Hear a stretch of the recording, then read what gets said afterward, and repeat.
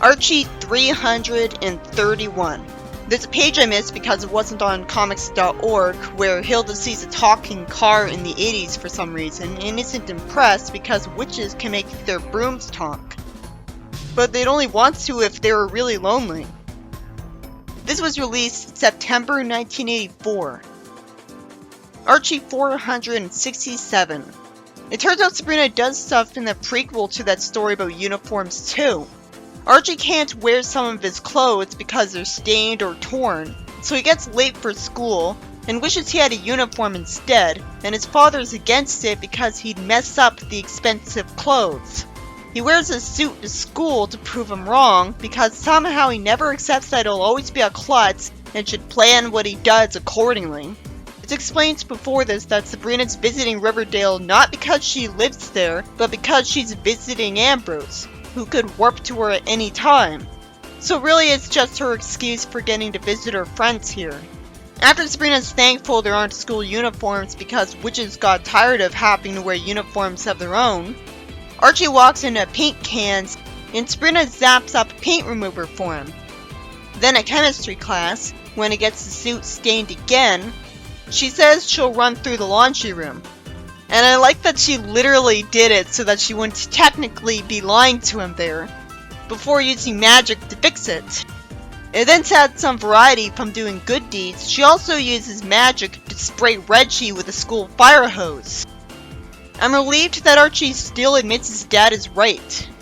Then Archie wonders what the other kids at school would think of uniforms. And that's what got Betty to interview her friends about it. I was surprised that at no point did the story imply that the school board was considering forcing uniforms on people. But in the Betty story it suddenly came up. This story about Archie ruining his suit was by Kathleen Webb. I liked it because Sabrina got to use magic in high school a lot. Mostly doing good like she's supposed to be doing. Archie's TV Lap Out 17, The Planet of Nod. I always thought the story was interesting because it involves Josie and the Pussycats in a spaceship like it's nothing. If it's an alternate universe, it could make sense. The captain, Alan, decides to bring their ship down to an asteroid so that he could make some repairs on the levitation thing for their long journey back to Earth. Why can't he do the repairs while it's still flying? Inertia's gonna have it continue to fly ahead regardless. And if it's a long journey, he'd probably get the repairs done before it'd be over, so he might not even need to land it and start this plot. Melody wonders what kind of planet that asteroid is, even though she was just told it was an asteroid instead. Because she's the dumb one. Alan smartly asks the girls to get tools for him. As surprisingly, Melody's friends are too polite to correct her that this is an asteroid, not a planet, and an asteroid would just be made of rock, and have too low gravity to hold onto an atmosphere that it'd never even have anyways. So only witchcraft would make this place like Earth. Good thing Sabrina exists in Josie's world, so this can make sense. Alex insists on not helping because Alan has more than enough help, which would be smart, except he's taking the dumb risk of leaving their side and exploring a dangerous alien planet.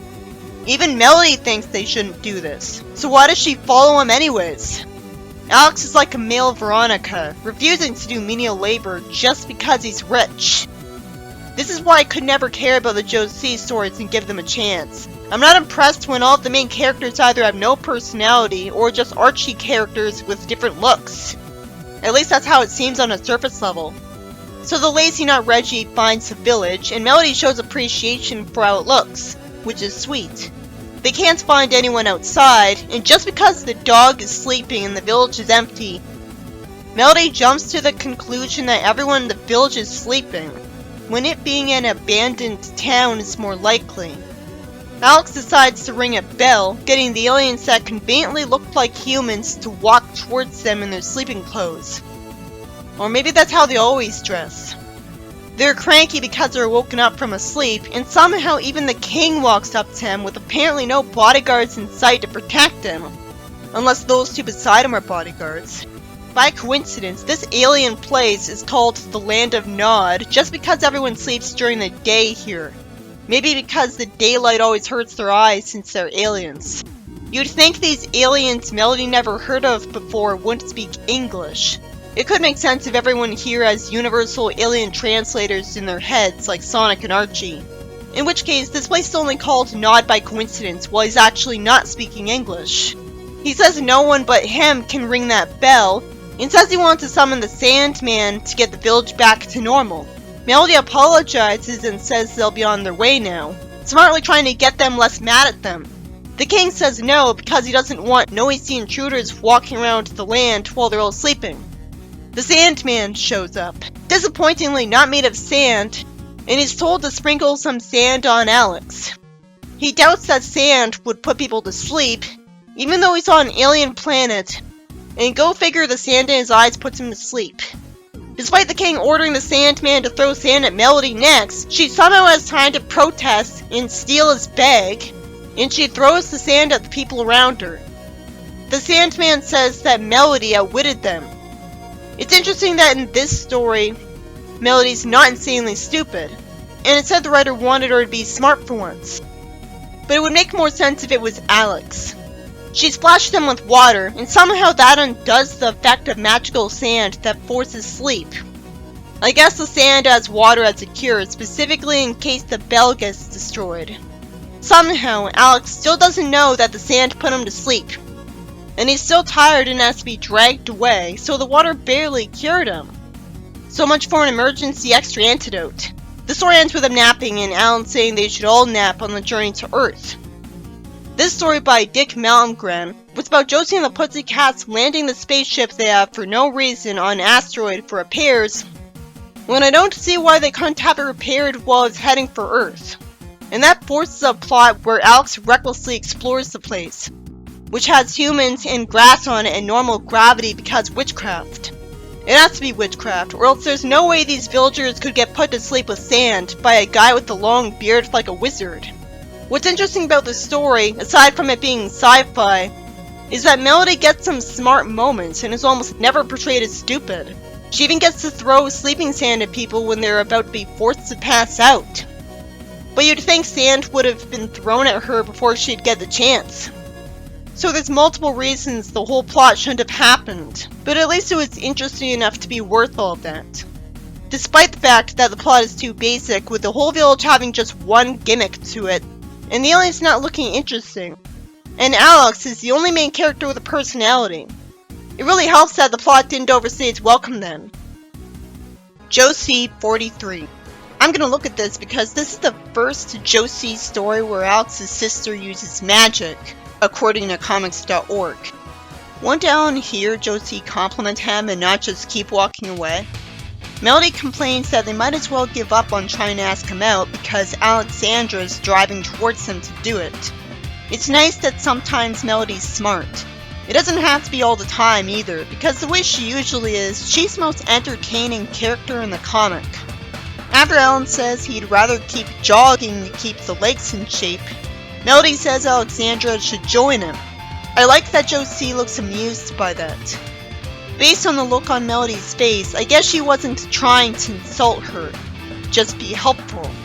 Then when Alexandra gets home, her brother brings her attention to an old book he found in his mansion.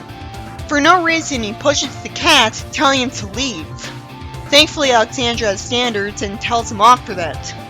Then Alex says that an ancestor named Sebastian.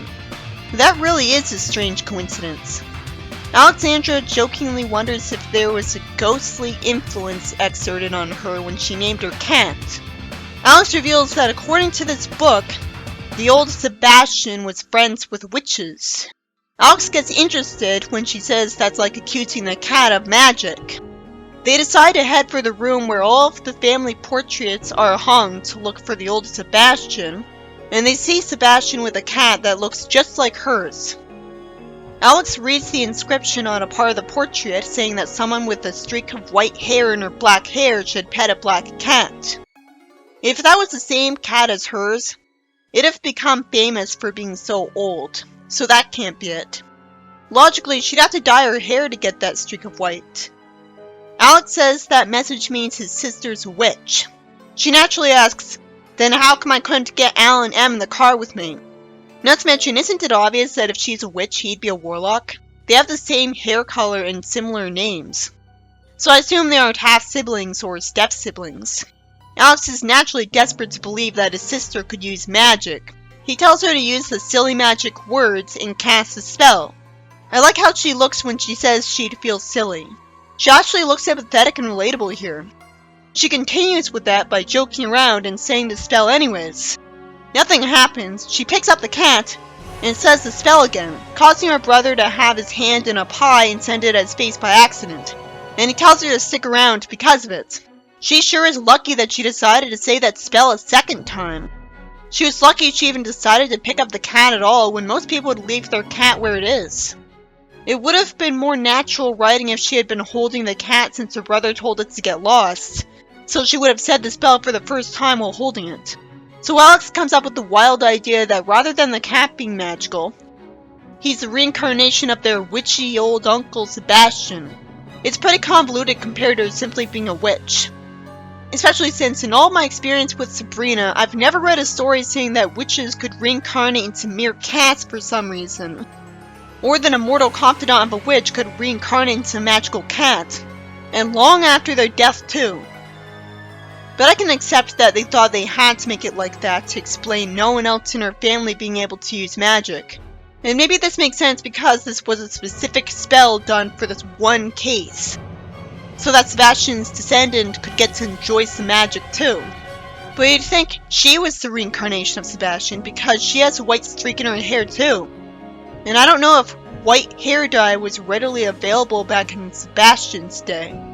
So maybe judging by the word witchy, he had that streak of hair from magic. The word witchy implies that he actually was a warlock. In which case, Alexandra would only have no magic if the powers could get diluted into nothing from generations of just mere mortals. Or maybe he somehow only said witchy because he was friends with witches. And one of them gave him that streak of hair because he thought it'd look cool. In which case, no wonder he was accused of consorting with witches, because that might have given it away. So one of those witches cast a spell to make this whole thing happen for his mortal descendant when they didn't know what she'd be like. That was generous. And all to reward her for dyeing her hair a little. Alexandra somehow thinks the pie didn't end up on his table, and he agrees and says it was close for some reason, when it did. She says a spell to make the chair move. It makes no sense that the chair would move in the wrong direction, breaking glass and causing her to decide to leave. I know why that'd make them lose faith in her ability to do it well, but it's still stupid of her when she could at least try to cast a spell to fix the broken glass. How could she get that wrong? She says she's an inaccurate witch, and her brother says she might just need practice. If she's blaming herself and not Sebastian when she easily could've, if she's right to blame herself, that would mean that all Sebastian does is provide her with a source of magical power, which presumably gets replenished regularly when it runs out, cat or not, because that's the case with witches. All he does is give her the power, but only she can try to tell what to do. If he could cast spells by himself, then I'd think he messed up her spell on purpose to spite her. He certainly looked like he was smirking when the glass broke, which is weird because you'd think a cat would be startled by the loud noise and meow and move around. Alex says she should practice her magic on someone unimportant first. Alex says Sheldon eats constantly. Why doesn't he hear them? She casts a spell to make him spit and hate his candy bar, and when offered a pizza, he's disgusted by the idea. It'd be terrible if this was permanent. I wonder if she has standards and would undo spells this bad after long enough. Because I don't know yet if it'd be in character for her to want him to starve to death. Melody shows up and asks what's wrong with Sheldon. She snaps her fingers from figuring out the truth and says the only way this could happen to him is hypnotism, and the spell breaks. Witchcraft never gets undone by that. So this would only make sense if this was specific to Sebastian, just in case a spell was cast that really should be broken. It turns out those witches from back then were more responsible than they could be. Melody snaps her fingers, and for no reason at all, somehow these two get the idea that only Melody can break their spells. That doesn't make sense. Undoing magic is magic, so if she could use magic without even trying, she would have figured out she's a witch by now if she had any witch DNA. You'd think the person who made this whole situation possible would have to intentionally make it so that Melody could break the spells, despite her not existing yet. Apparently, that witch knew an ancestor of Melody's and made it so that all of her descendants could break those spells, just in case. I wish that was explained, because if that wasn't the case, then Melody would only have this ability because Creator's pet. But the writer makes fun of her a lot. Alexandra wants to turn Josie into a frog so that she could date Alan. Yeesh, and yet she still cares about her cat. Maybe she planned on it being temporary, or doesn't realize she'll change her mind and undo the spell later. Alex tells her not to do this because he wants to date Josie, and she threatens to use magic on him. He naturally points out that she owes him because he discovered her powers in the first place. Plus, he's her brother, and it looks like he's the best friend she's got, more importantly, because he's just like her, so he understands her. She uses magic just for the falling tree branch to miss him, somehow. I don't see why she'd have something happen that she didn't imagine. It's not like the cat messed up, because the cat would want that branch to hit him. Thankfully, she explains that because the magic is almost 400 years old, it could have weakened. At least the writer tried. In Sabrina, a witch can run out of magic for a while and has to get more. So if that's the case here, which it should be because Josie and Sabrina share a universe, as of Archie's TV lap vote, all she has to do is use Sebastian enough times to exhaust his supply of 400-year-old magic, and then it'll be replenished with better magic. I've never heard of the idea that magic could get worn down and inaccurate after centuries, though. Ancient magical items that work fine is such a common trope. I guess if magic worked like nanomachines that could scan your brain for instructions, they would wear down over time because of the materials they're made of not being able to last too long. So that must be it, though I doubt the Archie writers thought of magic being literally like that. Archie insists on trying to use Sebastian to get back at Alan. He tells Alan he could cop him at anything, and Alan fortunately doesn't lose his temper with him, and just says they could have a go at it and jumps behind a wall. Alexandra is amazed by his looks. Alex insults his jump, and she casts a spell on her thoughts, wanting to console Alan. Alex messes up, and then she sighs. It really has to be weakened magic, because why else would she fail? I'll have to accept that explanation. It's a good thing I read this story to find out about it, because it'd be very frustrating to read later stories with no idea why she's messing up. I'd much rather her powers succeed and then things go well for the heroes anyways from unintended consequences. Or she undoes the spell out of guilt. Well, this just feels confusing and arbitrary. Alan says he did that on purpose, which would make more sense because he hates him. Her spells messing up could make a lot more sense if it actually is true that the cat can mess them up. His father says Alan thinks her cat sent him around to the bend, and the story ends with him yelling at the cat and snapping his fingers, not bothering the cat with that somehow. It'd be easier on Alexandra if she could snap her fingers to undo her spells if she regrets them, because it'd be faster. So if her family can't do that, it really has to be exclusive to Melody. It makes sense if Melody's entire family is able to do this. Or someone saw in a crystal ball that Melody would exist and made her able to do this alone. At that point, why just her and not Josie and her friend? Someone has to have seen into the future to know that someone with the white streak in her hair would be born later in his family. So the old Sebastian or his witch friends must have known Melody's ancestors and wanted to reward their descendants if she has special privileges. Later on, Alex wants to get back at Sebastian with a bowling ball, but he accidentally hurts Josie and assumes the cat did it on purpose. He trips on nothing, making me wonder if it is his fault, and flies into her. Then he gets water and gets made to trip and splash her. So he gets mad enough to tell Josie the truth, and his father, but naturally, he doesn't help his case saying that Alexandra bewitched him too, even though she's not holding him, because it turns out Alexandra's downtown, and his father unintentionally covers for the secret by saying he had a nasty fall and been acting funny since. So, am I supposed to believe the cat can't use magic on him, or not? I'd have liked if the story had more of a point by confirming that it can. It couldn't have, or else that tree branch would have landed on him. This story by Frank Doyle is about Alexandra discovering that her cat has magical powers because her ancestor was friends with witches and reincarnated into that cat.